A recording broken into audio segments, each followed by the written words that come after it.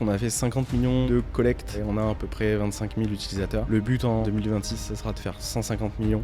Donc là, je l'ai annoncé ici. Je me rends compte que mon père a vendu mes propres parts quelques mois avant ça à lui-même pour l'euro symbolique. On payait des avocats très chers pour avoir des réponses et ces avocats rédigeaient des tonnes de papiers pour nous expliquer que ce qu'on voulait faire, c'était génial, mais qu'on n'allait pas réussir à le faire, tu vois. Notre génération et celle juste au-dessus de la nôtre vont être des tueurs en connaissances financières. Je pense que la génération de nos parents, c'est KO.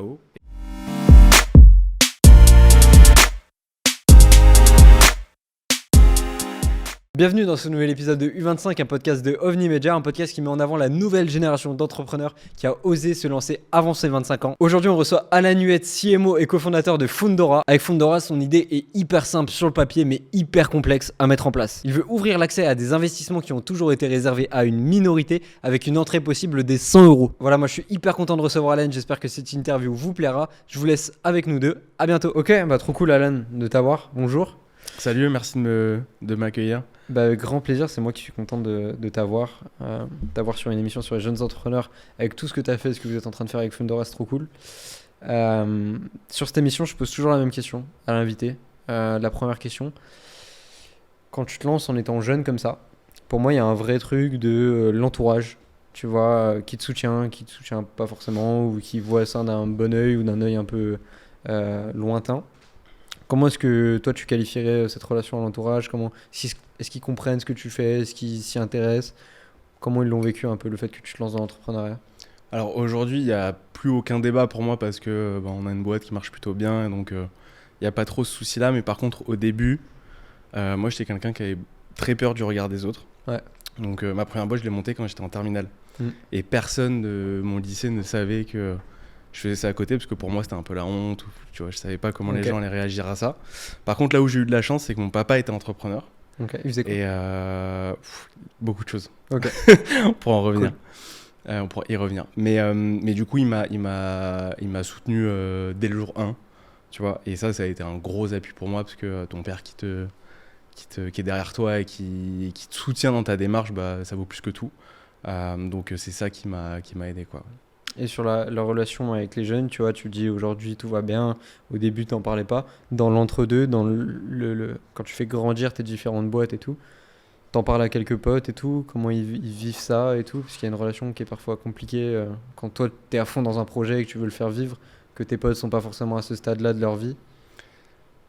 Moi j'ai tenté pas mal de trucs dans ma vie. Dès mes 17 ans, là j'en ai 24, donc ça fait 7 ans, tu vois. La fin de mes 17, bref, on s'est compris. Et du coup, j'attendais toujours quand même que ce soit un peu abouti, parce qu'il y a beaucoup de projets qui ont avorté avant de leur en parler. Après, j'ai toujours eu un cercle assez restreint, tu vois, avec quelques amis. Donc c'était assez facile, mais c'est sûr qu'avoir leur soutien et pouvoir leur parler de mes problématiques, ça aide. Même si eux, ils n'ont pas ces problématiques-là, ils vont quand même avoir une oreille attentive. Et s'ils te connaissent bien, vu que ce sont tes amis, ça sera toujours des conseils bénéfiques, parce qu'ils veulent ton bien, quoi, à la fin. J'ai quand même lu dans une interview que tu as fait pour Forbes que tu as quitté assez jeune le lycée. Ouais. C'était quoi l'enjeu qu'il y avait derrière pour toi ? T'étais quelle personne au lycée ? Alors moi, au lycée, j'étais le mec qui faisait rire les autres, ouais, et qui se faisait virer des cours. Très simplement, c'était ça. Je le vivais très mal, ce truc-là, donc là je rigole aujourd'hui et tout, tu vois. Mais pourquoi tu le vivais mal ? Je le vivais mal parce que c'était l'étiquette que j'avais, et je pouvais pas trop m'en sortir parce que j'étais pas bon, en fait. À l'école, c'était pas un truc qui m'intéressait. Je comprenais pas le sens pourquoi j'apprenais ça. Surtout que moi, les études sup, c'était pas un truc qui me branchait à fond non plus. Je savais que je voulais partir dans l'entrepreneuriat, mais j'avais même pas ce mot-là. Moi, ce que je voulais, c'était monter des projets. J'avais des idées, tu vois. Donc ouais, non, j'ai pas un très bon souvenir de ma période de collège-lycée, quoi. Et donc, tu décides de quitter l'école à cet âge-là, 16-17 ans à peu près, si je me trompe pas. Ouais, en fait, à 17 ans, j'ai ma première idée de boîte, entre guillemets, sérieuse. Ouais. J'avais fait des petits business avant. Là, c'était un truc qui était plutôt, selon moi, périn. Et donc là, je me dis, à quoi bon se donner les moyens d'avoir le bac et de faire des études si je fais pas un levier dessus derrière, si ça m'intéresse pas. Donc officiellement, je quitte pas le lycée, joué jusqu'au bac parce que j'ai des parents et c'est pas des Playmobil. Donc j'ai dû quand même aller en classe. Ouais. Mais dans ma tête, c'était déjà tout fait, quoi. Ok. C'est quoi ce premier projet que t'avais? Écoute, j'avais créé un site e-commerce qui n'était pas du dropshipping, je précise tout le temps, où on fabriquait des cartes bancaires en métal personnalisables.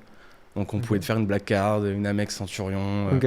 tout ce que tu voulais. En fait, le client type, c'était moi, qui voulait sortir en boîte de nuit et Sortir ta carte. sortir une belle carte bleue, tu vois, pour pouvoir Ok. espérer rentrer. Ouais. Ça a marché comment à peu près Alors l'effet, déjà, il a fonctionné, mais de dingue. Ok. C'est-à-dire que je faisais même des tests. J'étais allé chez Louis Vuitton sur les Champs-Élysées et j'avais fait genre que j'avais un problème sur ma carte bleue. J'avais demandé à une vendeuse de tester ma carte sur un TPE. Elle a vu la carte, elle m'a installé dans un salon à l'arrière-boutique et j'ai pu boire du champagne. Donc l'effet était waouh, il était là. Au niveau des ventes, ça a bien fonctionné, mais c'était ultra archaïque parce qu'en fait, on achetait des cartes PCS, donc tu sais, c'est des cartes prépayées au bureau de tabac. Et j'avais trouvé un moyen plus ou moins legit d'enlever la puce, en fait, sans la casser. Et on recollait les puces sur les cartes bancaires en métal. On faisait graver les numéros et on envoyait cette carte au client final. Donc le client final avait une carte PCS déguisée en Amex Centurion. Et donc ça a plutôt bien fonctionné, mais c'était absolument pas scalable. Ouais, pas moyen de le faire grandir. Absolument pas. Mais pour faire ses premiers pas en business, en e-commerce, apprendre à faire du marketing, des ads, un produit, franchement c'est génial. Il y a un truc que je me suis noté, tu me dis si je me trompe, par rapport à une école de commerce à laquelle tu te serais présenté à un oral et que ça n'a pas du tout marché. Est-ce que tu pourrais nous raconter un peu?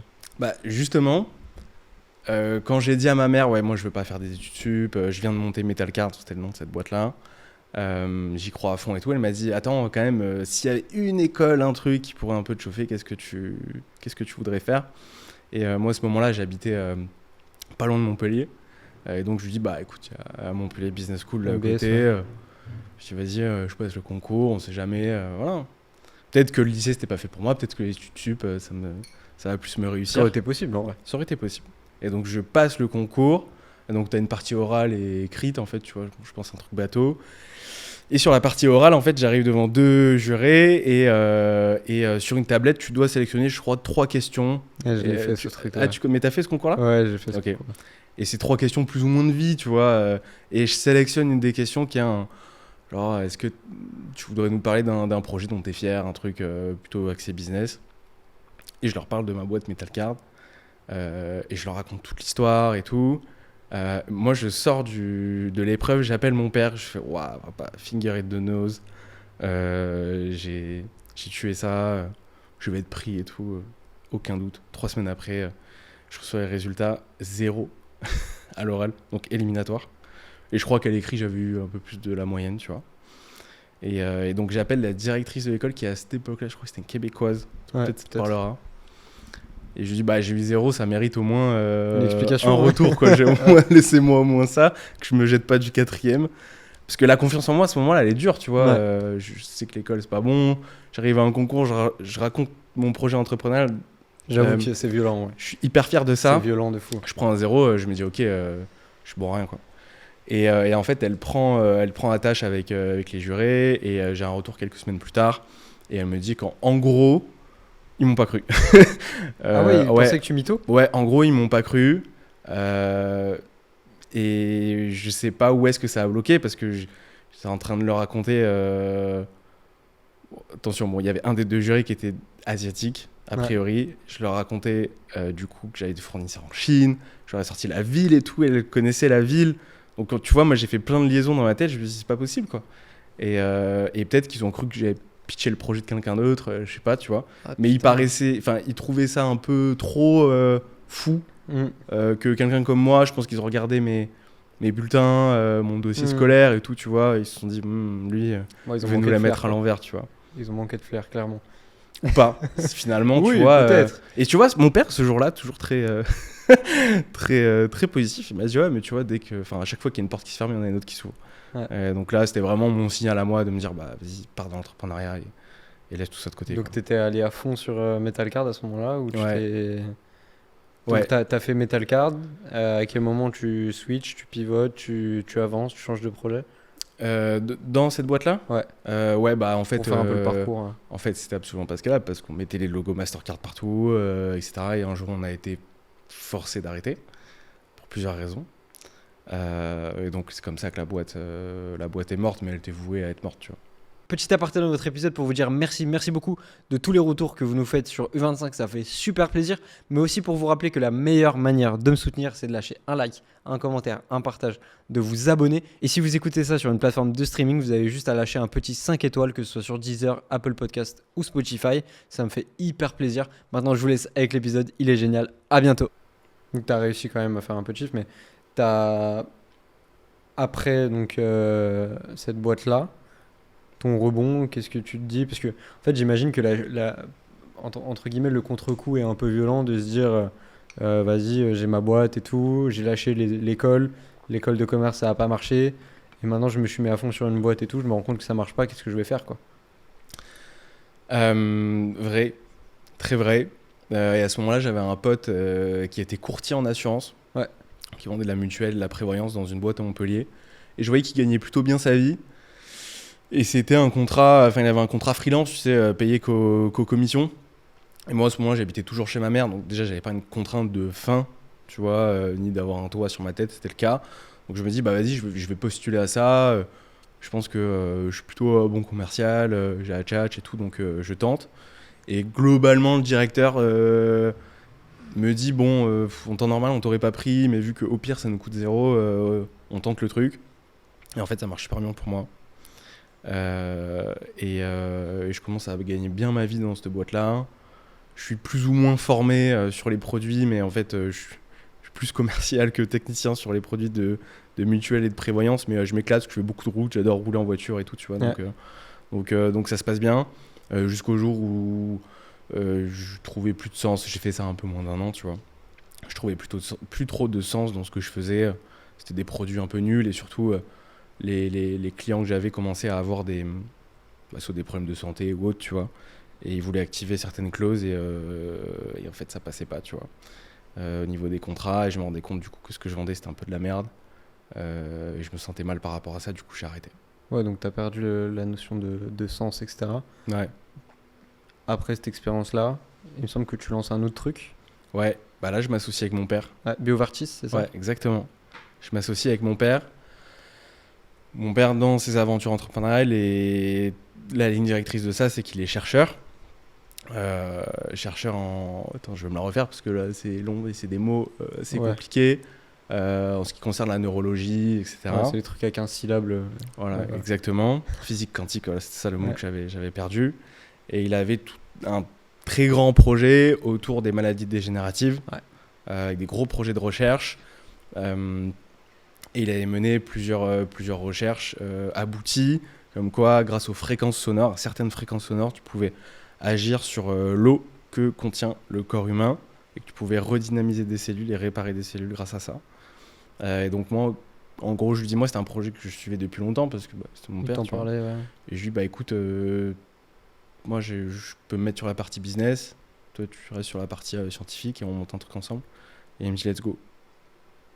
Et donc, est-ce que tu peux nous parler un peu de comment ça se passe? Ouais. Comment est-ce que ça se répercute? Est-ce qu'il y a un public? Est-ce qu'il y a vraiment un truc? Il me semble que ça a pas mal marché quand même.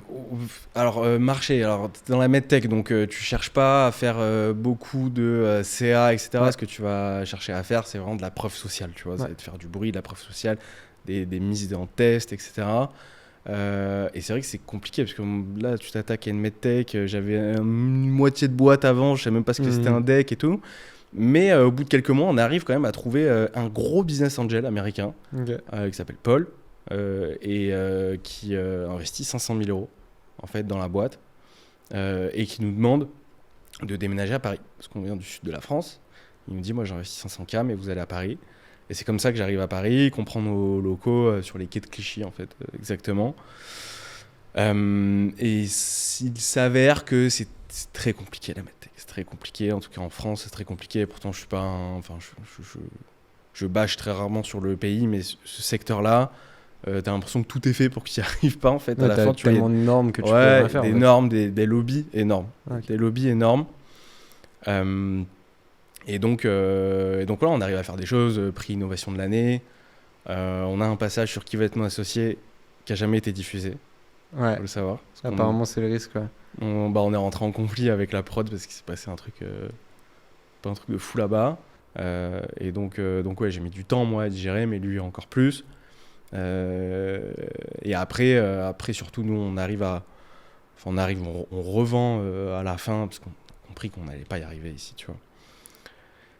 Et on revend les brevets et la tech en fait à ce même investisseur qui était aux Aux États-Unis. US, du coup. Ouais.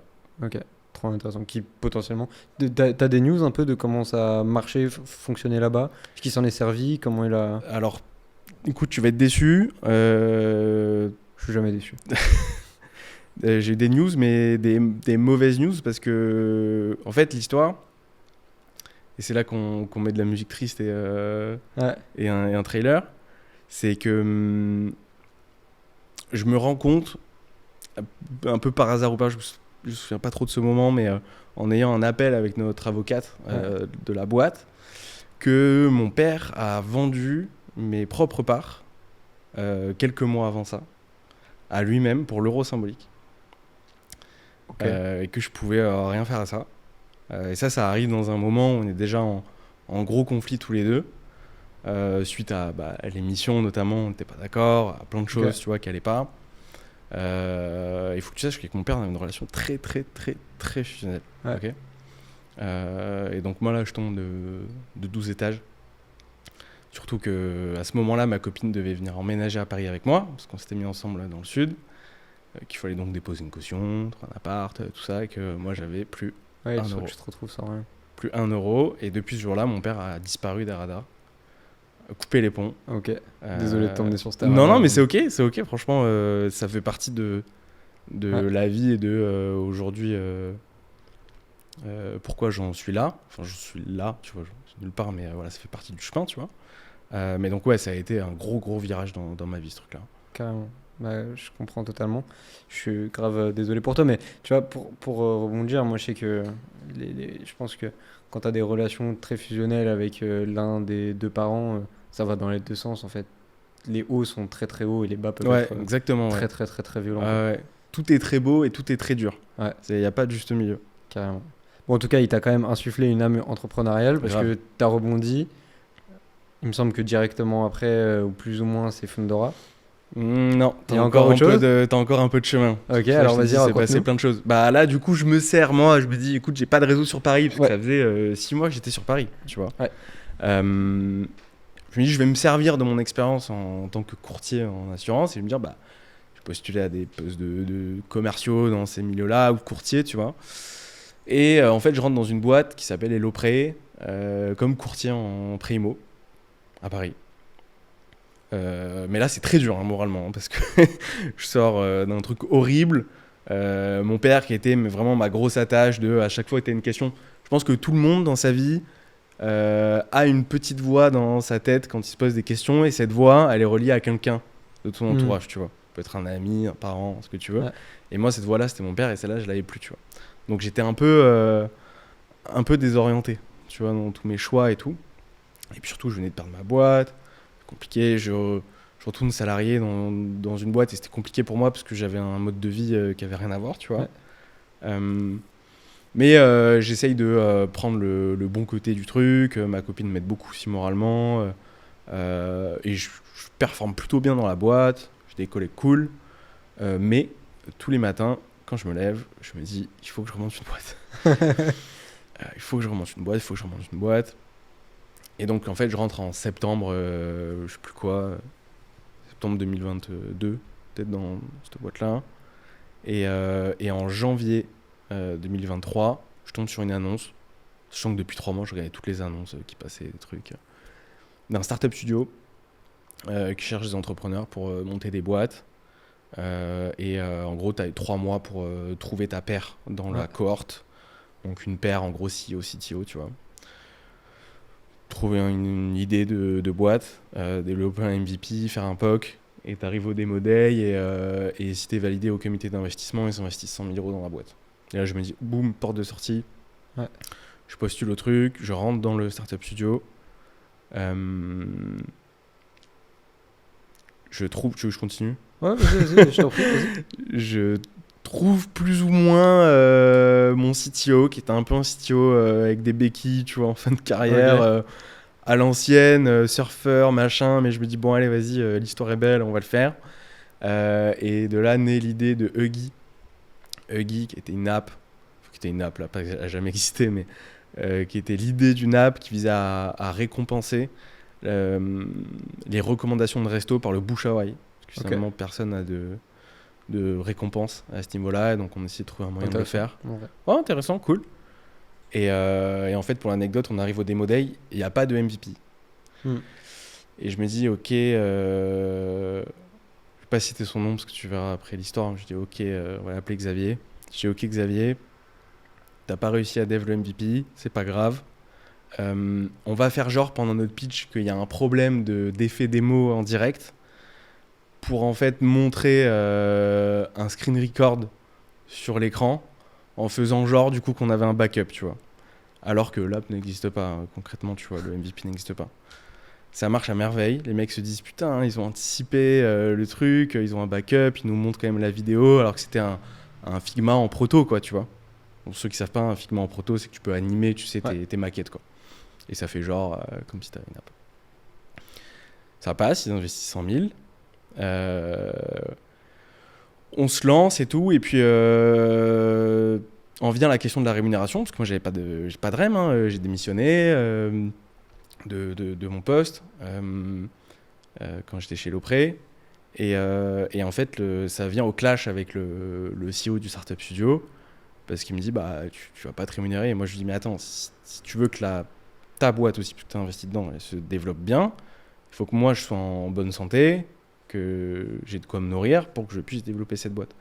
Je dis ouais mais non, la première année tu te rémunéreras pas, tu iras faire des missions de consulting ailleurs. Je dis ouais mais si je fais des missions ailleurs, Comment je développe ma boîte, quoi. comment je développe ma boîte? Enfin tu vois, ça marche pas. Et je vois que là tu vois l'échange qu'on vient d'avoir qui est très naturel et qui est automatique, bah lui il l'a pas du tout ce passe truc là, pas, tu ouais. vois, Ok. il l'a pas du tout, et je vois que ça va pas passer.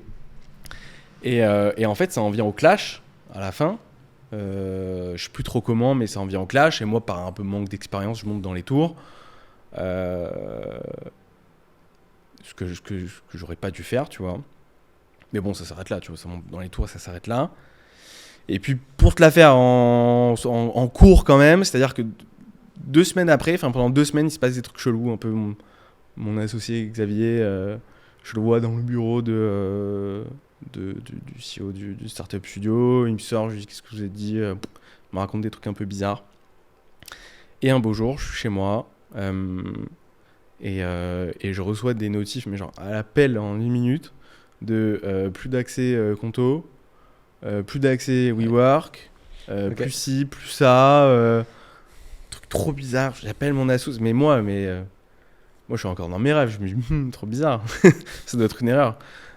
J'appelle mon assos et je lui dis ouais, toi aussi t'es arrivé ça, mais tu sais vraiment un truc de mec à l'ouest naïf. complet. Il me dit assis-toi, faut que je te dise quelque chose. Je fais, bon. Oula. Je m'assois et il me dit ouais bon écoute, depuis qu'il s'est passé ça avec Ouais, le gars. on va l'appeler Mathieu, bah en fait on s'est accordé pour te sortir de la boîte, tu vois. Ah ouais. Et là, je me fais un film, genre express, tu sais, dans certains films, t'as les trucs comme ça, où Ouais, il y a en des une trucs qui se minute, rapprochent. Et voilà, puis, en voilà. 1 minute, t'as tous les fils et tout qui se relient, machin. Et il m'avait fait signer des trucs à la con, enfin, genre, il m'avait fait des trucs. Et là, je comprends tout. Et je raccroche, je te rappelle. Et là, pareil, bah, la descente d'organes, quoi, tu vois. Descente d'organes. Même descente aux enfers que quand il s'est passé ce qui s'est passé avec mon père. Et je me dis bon, on va rentrer dans le sud. J'ai pas réussi. En fait, tout le storytelling, je t'ai laissé continuer parce que je trouve ça intéressant, parce que ça renforce encore plus la position que tu as aujourd'hui avec Fondora, même si voilà, vous êtes clairement pas arrivé encore, si tant est qu'on puisse arriver un jour, mais ça rend au moins le parcours intéressant et on comprend ce qu'il y a derrière. J'aimerais bien qu'on y vienne maintenant à Fondora. Qu'est-ce que c'est l'idée? Comment est-ce que tu t'associes? Ouais. Quel problème vous essayez de résoudre maintenant? Alors déjà, comment je m'associe? Bon, t'as pu le voir, il m'est arrivé Ouais. plein de... Parce que trauma, à mon avis. Hein. des traumas. Mais en fait, c'est quoi la morale de ça? C'est-à-dire que on t'a trahi, donc ça veut dire quoi? Tu dois plus faire confiance, mais si tu fais plus confiance, tu t'associes plus en fait. Tu montes plus de boîte, tu vois. Ouais. Et moi, c'était pas ça que je voulais. Ouais. Après cette aventure-là, là, j'avais un peu de chance, je l'ai fait en courte, mais j'ai un peu de réseau à Paris, je rentre dans une boîte avec un bon poste. C'est là que je fais mes premiers pas dans l'univers de la finance. C'était une boîte qui faisait de l'infra en crypto-actif. Mais pareil, j'avais envie de remonter une boîte en fait 3 mois après. Et je rencontre par hasard un de mes associés qui fait plus de partie aujourd'hui de Fundora, mais qui a fait partie des débuts, avec qui en fait on a l'idée de monter un club deal. Donc c'est parti de là en fait. En fait, c'est plus parti d'un match entrepreneurial, comme si on se rencontrait toi et moi et qu'on s'entendait super bien, ça matchait trop bien. On voulait faire un truc ensemble, on savait pas quoi, mais on trouvait une raison de le faire, tu vois. Donc on se dit, on crée un club deal entre start-up et investisseurs. Et on démarre le charbon demain, quoi. Donc je pose ma DEM, pareil, en plus je pose ma DEM, j'étais en free. Donc j'étais en free full time, mais free. Donc encore une fois, pas de chômage, etc. Et j'avais 30 jours en fait pour faire de l'argent. Parce que je reçois ma dernière paye, en gros, tu reçois en fin de mois. Ouais. Et donc ça te donne de l'argent pour J plus 30, tu vois. Donc je dis, ok, j'ai 30 mois pour faire de l'argent, on va trouver le moyen de le faire. Donc là, je démarre, je fais du gros sur LinkedIn, on recrute des startups pour aller lever des fonds avec nous. On met une méthode en place de lead generation pour en fait vendre du rendez-vous business angel. C'est ça qu'on faisait, on vendait du rendez-vous business angel. Comme tu peux vendre du rendez-vous tu sais, B2B par mail, du lead, quoi. Et donc on arrive à encaisser nos premiers euros. Et dans une campagne Lemlist, y a un gars qui est shooté, qui reçoit un message, c'est Bradley. Parce que Bradley est tagué comme business angel sur LinkedIn. Et donc on fait un call avec ce gars-là parce qu'il voulait en savoir plus et tout machin. Et en fait on fit grave avec lui. Et concrètement il me dit un truc du style bon, en vrai des club deals il y en a plein, moi on me contacte tous les jours pour ça, donc c'est pas scalable votre truc. Par contre moi il m'est arrivé un problème là, il y a quelques jours, c'est que j'ai voulu investir dans un fonds. On m'a dit le ticket d'entrée c'est 2 millions, donc c'est totalement inaccessible pour moi. Est-ce que vous pensez que si on réunit vos investisseurs, des potes à moi, etc., on peut agréger en fait ce ticket et rentrer tous ensemble dans le fonds, quoi.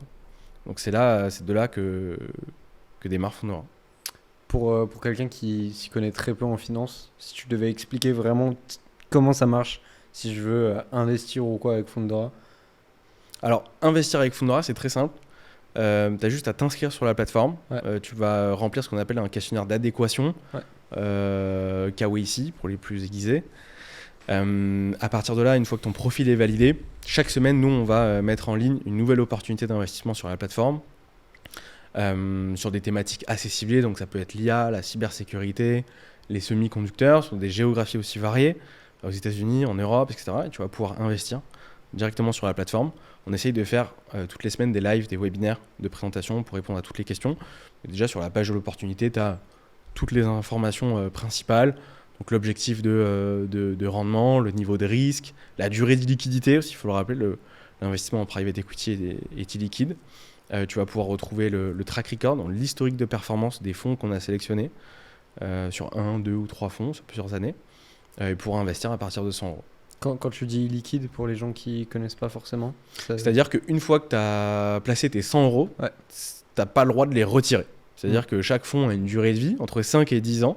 Et donc, on va te rendre ton argent plus tes bénéfices s'il y a dans ce temps imparti, mais ce n'est pas toi qui va dire, pas comme en bourse. Ah, tu ne peux pas retirer ton argent mardi matin. Exactement. Donc, il faut investir l'argent dont tu n'as pas besoin. Carrément. Du coup, quand vous créez ce projet, etc., l'idée est belle. C'est quoi la première victoire qui vous fait comprendre qu'il y a vraiment un marché, il y a vraiment un truc à aller chercher ? La première victoire, une preuve de marché, un truc du genre quoi. Bah en fait, là où on a un peu de chance, c'est que Bradley, il avait beaucoup d'amis investisseurs déjà. Et donc ce qu'on a fait, c'est qu'on a vraiment parlé de ce projet à toutes les personnes possibles en fait autour de nous. Et il y avait vraiment des validations constantes, tu vois. Et c'était pas des validations comme si tu demandes à ta mère si t'es beau, quoi, tu vois. Où elle va te dire oui, t'es beau, mon chéri, t'es le plus beau. Non, là c'était des validations, ouais, il y a un besoin. Oh ouais, si t'as ça, moi je suis client. Et c'est cool parce que ça s'est transformé. Parce que t'as ceux qui vont te dire ça quand t'as un projet, tu vois, et quand tu sors ton produit, les mecs disent ah ouais, mais finalement, demain ou plus tard. Non, là, ça s'est transformé très rapidement. Et celui qui nous a vraiment appuyé sur ce projet-là, c'est Gaspard. Gaspard de Monclin, je sais pas si tu le connais sur LinkedIn, il poste beaucoup. Il a racheté Le Revenu, là, peut-être récemment. Et c'est un avocat spécialisé en private equity. Pas que, il est très fort partout, mais plus spécifiquement en private equity. Qui a bossé chez Ardian et d'autres. Et qui nous a poussé à y aller parce qu'il y avait des contraintes réglementaires énormes. Nous, on vient pas du monde de la finance, ni Bradley ni moi, même si lui, il a fait les decks, tu vois, après il est parti en boulangerie, tu vois, il a monté des boulangeries.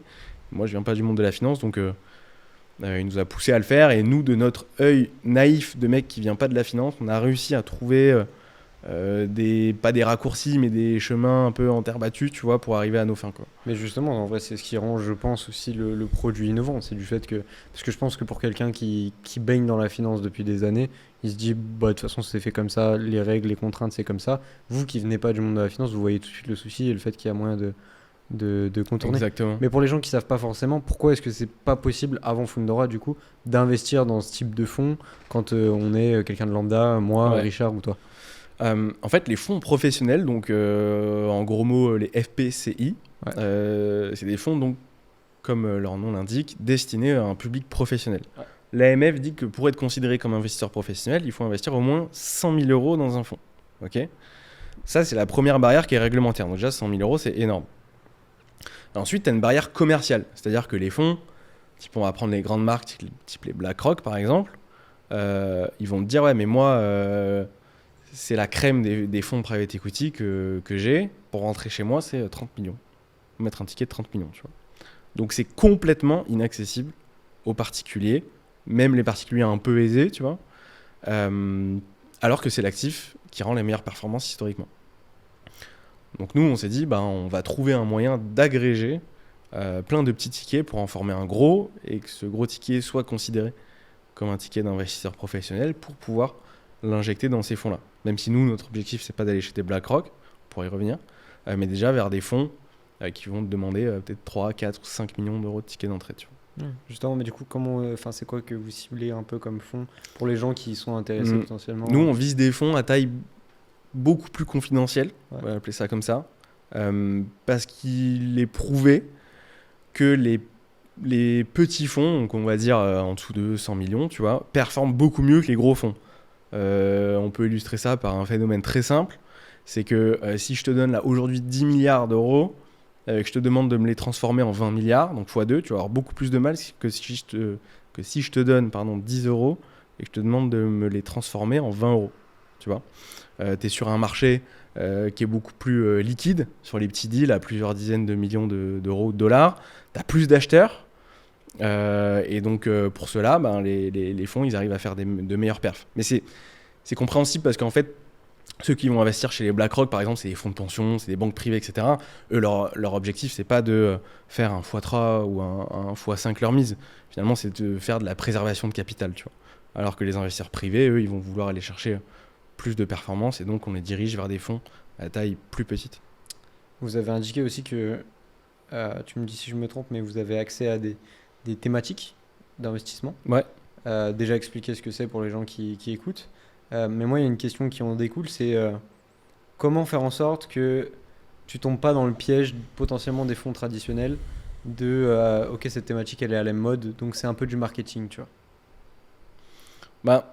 Investir dans la mode, c'est pas forcément quelque chose de mal, tu vois, parce qu'il faut avancer avec son temps et je pense qu'aujourd'hui ne pas investir dans l'IA, c'est une erreur.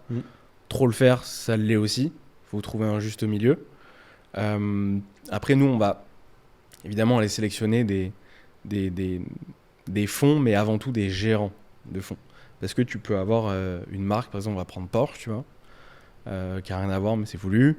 En fait, tu as la marque Porsche, mais ce qui compte, c'est qui va diriger Porsche. Ou Apple, tu vois, on a de très bons exemples avec Apple. Tu as eu l'ère Steve Jobs et tu as eu l'ère après Steve Jobs, tu vois. Ouais. Et donc, nous, ce qui va nous importer, c'est les gérants des fonds, d'où ils viennent et qu'est-ce qu'ils vont faire avec le fonds. Par exemple, si on va vouloir sélectionner un fonds qui va investir dans la cybersécurité, on va pas prendre un fonds de gestionnaires qui vont être très bons dans l'aspect finance. Il en faut. Mais nous, ce qu'on va aller chercher, c'est à la tête de ce fonds-là, il faut des gestionnaires qui aient monté des boîtes dans la cybersécurité, qui aient vendu leur boîte dans la cybersécurité, qui soient entourés d'entrepreneurs dans la cybersécurité. Et là, à ce moment-là, ils s'équipent de financiers autour qui vont aller structurer les deals, mais il faut des mecs qui soient au cœur en fait, du terrain. Et tu le vois aussi dans les chiffres, les fonds généralistes vont toujours avoir des moins bonnes performances que des fonds spécialisés. Tu vois, le projet est grave ambitieux et je sens qu'il y a un vrai marché et tout. Malgré tout, avec toute la réglementation qu'il peut y avoir, est-ce qu'à un moment vous êtes pris un gros mur quand même? Bon, on s'en est pris des centaines de murs. Ouais. Un gros mur qui vous a marqué, qui vous a vraiment... Genre un nom? Ouais, un nom ou un truc qui vous a vraiment retardé ou mis mal.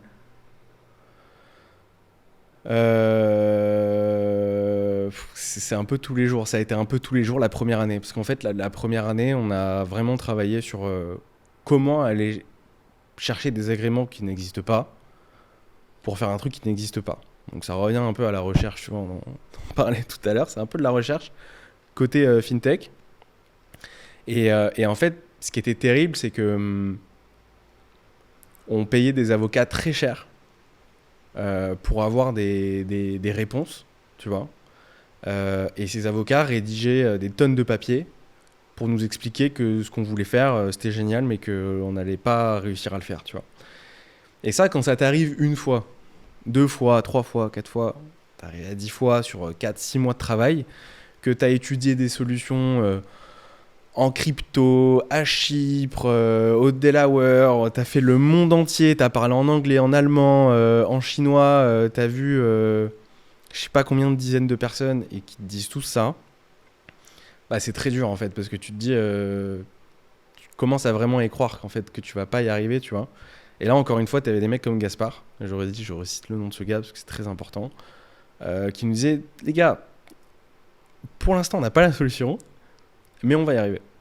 Et c'est lui qui a trouvé, d'ailleurs. C'est lui qui a craqué le truc sur un très vieux texte de l'AMF qu'on a exploité concrètement. Et là, ça a été un jour grandiose, tu vois, pour nous. Donc on n'avait rien gagné, champagne.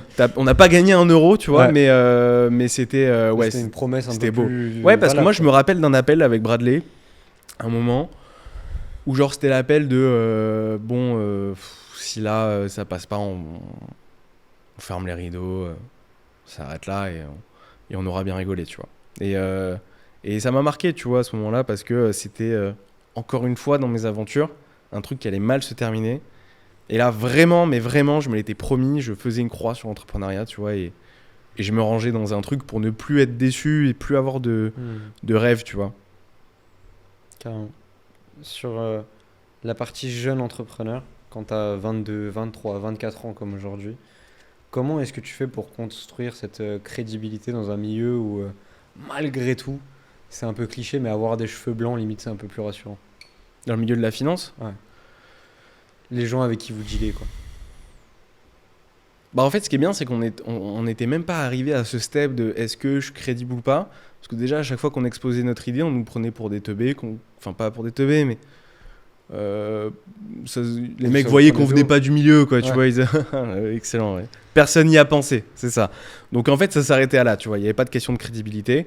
Par contre, une fois qu'on a prouvé qu'on a été capable de trouver la solution, de la mettre en place, d'être les premiers à créer une plateforme avec toutes les complexités du UX et du UI, donc UX UI d'expérience utilisateur, en gros, pour que ce soit à la fois légal au niveau de l'AMF, de l'ACPR, et qu'on puisse offrir une expérience utilisateur cool, qu'on arrive à collecter, et en plus de ça, pour des fonds incroyables, on a fait un fonds sur un des fonds partenaires du Y Combinator, on a ramené Jason à Paris faire une conférence avec des fondateurs passés par le Y Combinator. On a fait des fonds ultra confidentiels, des fonds avec Paul Graham et Marc Andreessen comme investisseurs principaux dans les fonds. Donc on a tissé une toile d'araignée incroyable. Et aujourd'hui, il n'y a plus de question de crédibilité parce que tu as fait les choses tout simplement, quoi. Très, très, très, très beau. Toi, à titre perso, maintenant que tu es un peu dans ce biz-là, est-ce que ta relation, en étant toujours jeune, mais ta relation un peu à l'argent, la manière dont tu le gères, dans la manière dans laquelle tu investis, peut-être aussi, a changé par rapport à ce que tu avais avant? Ouais, c'est une bonne question. attention, je suis pas du tout millionnaire, très très très loin de ça. Par contre, avant, ma zone de confort, c'était pas de galérer, tu vois, mais d'être tout le temps en flux tendu. C'est-à-dire que j'avais des hauts, des très bas, des très hauts, des très bas, tu vois. Donc ça, je savais le gérer. C'est vrai que là, maintenant, qu'il y a une boîte pérenne, tu vois, et une bonne situation, c'est un autre exercice que j'apprends tous les jours, mais j'ai la tête complètement sur les épaules et l'actif principal de ma vie est ma boîte. C'est peut-être paradoxal, mais j'investis pas beaucoup à côté déjà parce que j'ai pas beaucoup de temps à consacrer à ça et que quand j'investis dans des produits, je veux les comprendre à 1000%. Ça me donne plus de maturité vis-à-vis de ça, du coup. Ouais, mais surtout mon investissement à moi, il est dans ma boîte, tu vois. Ouais. Et c'est dans Fundora que je dois consacrer toutes mes journées. Et c'est ça qui me rendra riche, si on arrive à rendre riche aussi nos investisseurs. Entre grosses guillemets, l'investissement comporte des risques. Je serais écrit en répète gros au cas comme où. ça de partout. Ouais, voilà. Mais non, donc j'investis un peu dans les fonds qu'on me propose, parce que j'y crois. Voilà, j'ai un truc basique, si tu veux savoir. J'ai des ETF. Et ça s'arrête là. ETF qui sont des paniers d'actions pour... Ouais, exactement. Trop intéressant pour continuer sur la thématique un peu jeune et tout. Enfin, en tout cas, jeune entrepreneur, surtout dans un milieu comme le tien. C'est quoi ton rapport à la légitimité aujourd'hui ? C'est hyper large comme question, mais c'est un vrai truc important, je trouve. Ça en revient un peu au syndrome de l'imposteur ou ouais. Se sentir légitime à 24 ans, de monter une boîte dans ce milieu-là. C'est une bonne question sur laquelle je travaille un peu tous les jours. Je pense que c'est un travail continu. Je pense que t'es 24 ans ou 40 ans, je pense que ça peut arriver n'importe quand. Complet.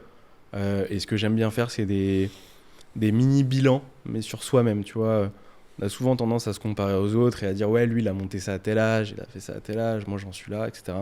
Et c'est pas bon parce que tu te trouves toujours meilleur que toi. Mais c'est entre toi et toi, tu vois. Et je me mets souvent des notes où j'en suis, un peu dans tous les steps de ma vie, tous les 6 mois, on va dire, tu vois.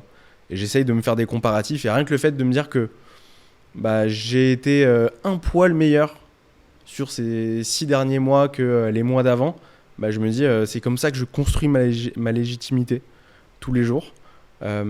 Et aussi au travers de ce qu'on crée. En fait, Fundora aujourd'hui, c'est une équipe d'une quinzaine de personnes. C'est une boîte qui vit bien. Je pense qu'on a réussi à fédérer une belle équipe. Et en fait, ça te renvoie un miroir en fait, instantané de ce que tu as construit. Donc, ça va. Du coup, pour la vie de Fundora aujourd'hui, pour continuer, tu me fais une belle passe D. C'est quoi les métriques que vous suivez le plus maintenant pour développer, pour continuer à accélérer ? Là, écoute, sur l'année 2025, on a fait 50 millions d'euros de collecte et on a à peu près 25 000 utilisateurs sur la plateforme. Le but en 2026, ça sera de faire 150 millions. Donc là, je l'ai annoncé ici. Voilà, si c'est failed, c'est on revient dans un an et on voit les chiffres. On a annoncé l'objectif. Donc ça, c'est le principal KPI, c'est la collecte. Ensuite, cette année, moi, côté marketing, parce que je suis le CMO de la boîte, donc je vais parler sur ma partie, mais mon but, ça va être vraiment de m'inscrire dans l'éducation financière côté private equity. On va parler de ce qu'on connaît. Je pense qu'il y a plein de créateurs de contenu au niveau de la bourse, au niveau de la crypto, de plein d'actifs. Je pense aussi à Mathias Bacchino qui fait un énorme boulot, tu vois, à ce niveau-là, avec Trade, c'est trop bien. Et côté private equity, il n'y a personne. Parce que c'était un actif qui n'était pas destiné aux particuliers. Aujourd'hui, ça l'est. Mais démocratiser un actif, c'est pas juste aller chercher des agréments, faire la plateforme et proposer des fonds. Tu dois aussi t'inscrire dans l'évangélisation de ce produit-là.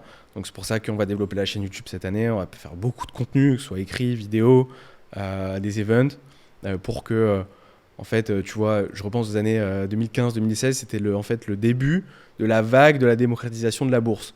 Donc en fait, tu avais tous les détracteurs de ça qui disaient mais non, mais Madame Michu n'investira jamais en bourse, c'est n'importe quoi. Et regarde aujourd'hui, en fait, à quel point c'est démocratisé. J'espère qu'on pourra se reparler dans 10 ans et qu'on aura fait partie en fait de ce début de la vague du private equity et que ce sera ok et normal que tout le monde ait du private equity dans son portefeuille. Déjà, le rendez-vous est pris et en fait, t'es chaud parce que tu me fais à nouveau une passe D sur le sujet qui vient après que je voulais aborder. C'est sur. Moi, tu vois, j'aime bien aborder avec les invités les sujets liés au secteur et tout. Euh, J'aimerais parler du sujet de l'éducation financière en France. Comme tu dis, il y a des super créateurs de contenu. T'as cité Mathieu Bossino, Finari, ils le font aussi. Ouais. Jocaris essaye aussi un peu à son échelle. Euh, tu le définirais comment ce niveau d'éducation financière en France? Beaucoup le pensent très mauvais. Je pense que le private equity, toi, c'est pas mieux.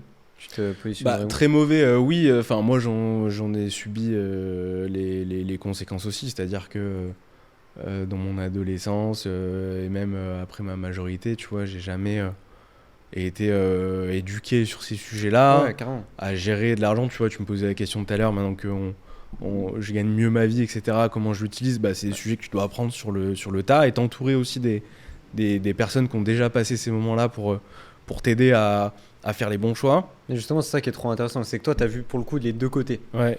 Tu vois. Tu baignes un peu maintenant dans ce milieu-là, tu es obligé parce que Non, mais c'est je ta pense que Ouais. notre génération et celle juste au-dessus de la nôtre vont être des tueurs en connaissances financières. Je pense que la génération de nos parents, c'est KO pour le coup, mais ça pourra aller que mieux dans Ouais. l'avenir. Là, on a participé à la Paris Investor Week mi-novembre Mm. à Paris. C'était génial de voir le public en fait qui avait les âges. Tu vois, parce que d'habitude, événement finance, il y a quelques années, c'était costard cravate, cheveux gris. C'est très bien, tu vois, y a pas de problème. Il y a beaucoup de jeunes quand même. Pas de shame au niveau de ça. C'est pas ça que je dis. Mais là, c'était cool de voir un public en fait super jeune, mixte aussi, tu vois. C'est important de le souligner. Et en fait, ça peut être que bon pour l'avenir parce qu'il va y avoir encore plus de partage de connaissances, encore plus de créateurs de contenu. J'aimerais un peu moins de créateurs de contenu qui mettent des classes Brabus à Dubaï, tu vois. Ce serait cool si ceux-là, ils pouvaient dégager. Mais tout le reste, quand on parle des Mounir & Co, et on pourrait passer une heure en citer plein, eux, il faut qu'ils continuent et ils apportent énormément de valeur, quoi. Pour le futur de Fundora, c'est quoi que vous voulez aller chercher? C'est quoi les accomplissements que vous voulez aller chercher pour vous rendre véritablement fier et vous dire que là, vous avancez vraiment dans la bonne direction? Ça, c'est un piège. On est déjà très fiers de ce qu'on fait tous les jours. Tous les petits accomplissements de la vie, on en est fiers. On a des gros objectifs derrière, mais il faut savoir aussi regarder derrière soi et se dire que c'est bien ce que tu fais. Parce que sinon, tu peux partir dans des trucs démesurés et malsains, tu vois, pour ta boîte. Donc l'un n'empêche pas d'avoir de gros objectifs, encore une fois. C'est drôle, enfin, tu vois, je souris parce qu'on vient de finir d'enregistrer avec Graphi qui a fondé PNY. Et je lui ai posé une question un peu similaire sur la fierté. Elle était incapable de dire qu'elle était fière d'elle encore. Je pense qu'il y a un truc un peu d'humilité et tout. Mais du coup, c'est bien que vous arriviez déjà à avoir ce truc de recul, on est déjà très fiers de ce qu'on a fait, quoi. Non, mais il faut le faire parce que à un moment, je me penchais sur cette question, c'est-à-dire que quand tu es entrepreneur, que tu as ta boîte, etc., les moments de festoiement, en fait, t'en profites pas. C'est-à-dire que tu es heureux pour un truc, tu es heureux à 5 minutes, et en fait, tu sais que faut il y a le sujet d'après qui arrive. Au charbon. Donc en fait, faut savoir aussi profiter de l'instant présent, tu vois, et vraiment intégrer le fait que, ok, on a passé ces steps-là, c'est bien, donc on va faire ça derrière, mais ok, c'est acté, tu vois, on a quand même réussi à faire ça, on a réussi à faire ci, on a réussi à faire ça, tu vois. Et ça, moi, personnellement, ça m'aide beaucoup à aller de l'avant, parce que vu que de base, je suis un éternel insatisfait, si je marque pas des checkpoints en fait, dans mes objectifs, j'ai l'impression d'avoir rien réussi, tu vois. Hyper intéressant. On arrive sur la fin de l'émission. J'ai à chaque fois, donc, sur ce genre d'émission, un jeu que je fais et une dernière question. Comme je disais tout à l'heure, quand j'ai fait ce format, j'étais avec Marco de On Time. Je me suis cassé la tête longtemps pour trouver un jeu, la vérité, c'est qu'on va faire un vrai ou faux. Ok, bah, oui. C'est bien. Pas besoin de réinventer la roue, mais c'est comme dans les business, tu vois, il y en a, ils veulent lancer des idées révolutionnaires. Non, mais tu Prends vois, des trucs simples. j'ai réussi à trouver un jeu pour mon autre format en orbite et tout, je le trouve trop cool. Et celui-là, je me suis dit, vas-y, sur les jeunes entrepreneurs, qu'est-ce que je vais Donc toi, faire? tu me fais le jeu de merde, quoi. Je c'est ça, me ok. suis cassé la tête et tout. Et en fait, je trouve qu'un vrai ou faux, des fois, il y a rien de besoin de plus en fait. Ça, je trouve que les questions que je vais te poser. Allez, mais elles vrai ou m'intéressent faux, genre vrai selon moi ou selon toi, évidemment. ou vrai selon la vraie vérité. Et, évidemment, selon toi. Ok. Très perso. Alors, vrai ou faux? Bon, la première, tu prends pas trop de risques, non? Ok. Ok. Mais je peux argumenter ou T'as le j'ai droit besoin de beaucoup de contexte? T'as le droit d'argumenter si tu veux. Ok, Fundora rend le private equity accessible au grand public. évidemment. Le principal risque pour un jeune investisseur, c'est la volatilité. Non. Ok. Tu peux argumenter si tu veux. Non. Ok. D'accord. Dans l'investissement, le plus dangereux, c'est de vouloir aller vite. Oui. Comme dans tout. Hein. Les créateurs de contenu finance devraient être tenus aux mêmes règles que les institutions. Il devrait y avoir plus de règles. Ouais. Mais de là à que ce soit les mêmes que les institutions, sachant qu'elles sont très rudes, ça empêcherait quand même beaucoup de choses. Donc un middle là-dessus. La confiance se construit plus sur la transparence que sur la performance. Ouais, on a été beaucoup critiqués dessus. Enfin, le fait d'être transparent a choqué nous, nos clients, parce qu'ils voient frontalement les frais, alors que sur beaucoup de plateformes type crowdfunding, ils ne le voient pas. Et parce qu'ils sont payés côté opérateur, sur celui qui vient faire financer son projet, tu vois. Du coup, ils se disent c'est gratuit. Nous, on affiche les frais, donc on s'est fait un peu taper dessus par rapport à ça. Ouais. Mais ça a le mérite d'être transparent, donc oui. Il faut bien. En finance, plus c'est simple à comprendre, plus c'est safe. Je sais pas. Ok. Je sais pas. Être jeune, c'est un handicap dans la finance? Dans la finance ou dans l'investissement? Dans l'investissement, disons. Enfin, être jeune, c'est un handicap nulle part, déjà. Ok. Sauf s'enlever ça de la tête. Ouais. Et encore moins dans l'investissement, parce que tu es riche du temps que tu as devant toi. Le syndrome de l'imposteur ne disparaît jamais, t'apprends juste à faire avec. Ouais, je pense. La majorité des gens devraient d'abord apprendre à épargner avant d'investir. Ouais, vrai. Investir 100 € quand tu n'as pas de matelas de sécurité, c'est une erreur. Ne pas les épargner, c'est une erreur. Les jeunes investisseurs confondent souvent investissement et pari. Ouais, mais ça, c'est à cause des pubs BetClick. Ça, il faudra qu'on en parle. Non, mais si. C'est vrai? Non, mais c'est abusé. Bah allez, vas-y, je te laisse y aller. Non, mais alors, ok, coup de gueule. Tu vois les pubs des bookmakers, que ce soit BetClick, Unibet ou quoi. Je vois pas dans quel monde c'est assez ok, tu vois. Genre les phrases gros risque, gros gain. Enfin, c'est ça le type de phrase, tu vois, où mettez la daronne à l'abri et tout, tu vois. On parle de paris sportifs, tu vois. Donc le truc le plus aléatoire qui puisse exister. Et les mecs ont une liberté de dingue. Et ça, je comprends pas que ce soit possible d'ouvrir ton compte en fait en 30 secondes, de mettre un coup d'Apple Pay et de mettre 1000 balles sur une cote à 10. C'est, moi, je trouve effrayant. Quoi ? Surtout qu'il y a des vraies addictions sur le sujet. Il y a des addictions terribles. Ouais. Et en fait, il y a zéro contrainte à ces plateformes-là. En tout cas, elles sont pas visibles. Alors que les plateformes d'investissement, comme les nôtres, si on fait ça, on ferme demain. Et c'est normal, c'est ok, tu vois. Ça serait normal qu'on nous ferme pour ça. En investissement, le vrai luxe, c'est le temps. Ouais, totalement, ouais. Bah bon, c'est Warren Buffett qui le dit, c'est pas moi. Hein. Et la dernière, t'as le droit à quelques secondes de réflexion, mais Alan est un très bon entrepreneur. Alan est un très bon entrepreneur, mais il sera encore meilleur dans l'avenir. Ok, belle manière de répondre. La question que je souhaite te poser, parce que du coup on a un public très intéressé par l'entrepreneuriat et qui a pour but d'être assez jeune, c'est voilà, un entrepreneur qui veut se lancer, potentiellement qu'il ait fait des études ou non, t'en es la preuve vivante, peu importe le projet, un conseil que tu lui donnerais, un truc que la vie t'a appris à toi. Ouais, déjà une chose, c'est que là on a beaucoup parlé du fait que j'ai pas fait d'études et que je me suis directement lancé dans l'entrepreneuriat. Je ne plaide pas du tout cette cause-là. C'est-à-dire T'as beaucoup appris aussi de toi-même, j'imagine. ouais, bien sûr, mais je suis pas anti-études, Ouais. bien au contraire. C'est-à-dire que si vous pouvez faire des études et que vous en avez les capacités, faites-le à mort. Parce que, tu vois, j'en parlais avec Thomas de chez moi, qui est en études. Le passage des études, c'est un espèce de sas dans la vie. Enfin, moi, comment je le vois, hein, etc. C'est un espèce de sas où tu peux faire à peu près ce que tu veux. Tu peux tenter ce que tu veux. Ça n'aura pas de conséquences Carrément, bah, je suis content. sur ton futur. Ce qui est le cas avec moi actuellement. Voilà, donc tu peux tenter plein de projets, tu peux te mettre des murges énormes le week-end, et en fait, globalement, ça va rien changer à ta vie, tu vois.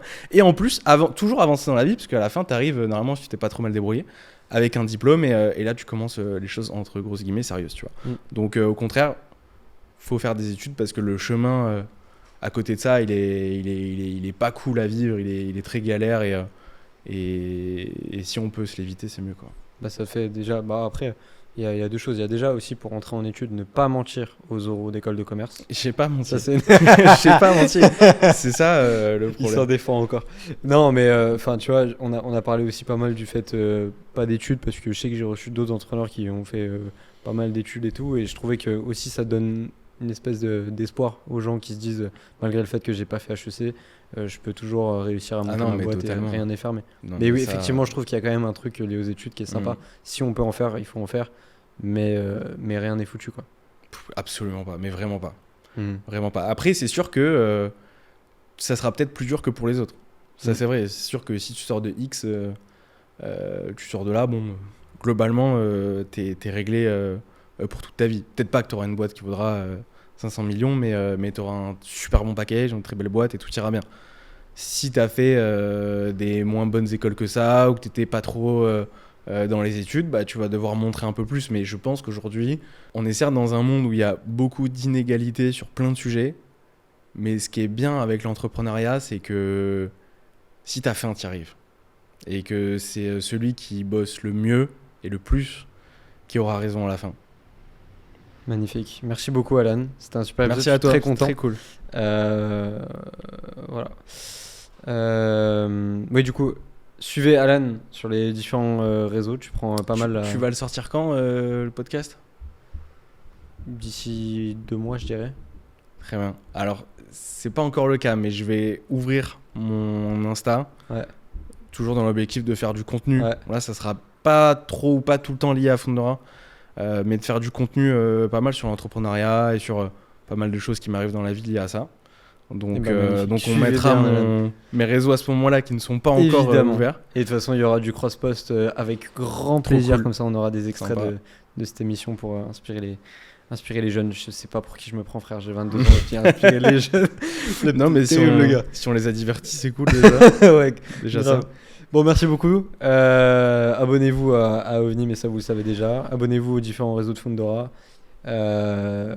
Investir comporter les risques, on le répétera jamais assez. Performances passées ne présagent pas des performances futures. Il C'est les ça qu'il connaît faut par dire. cœur. Mais bref, voilà, merci beaucoup et à bientôt. Salut.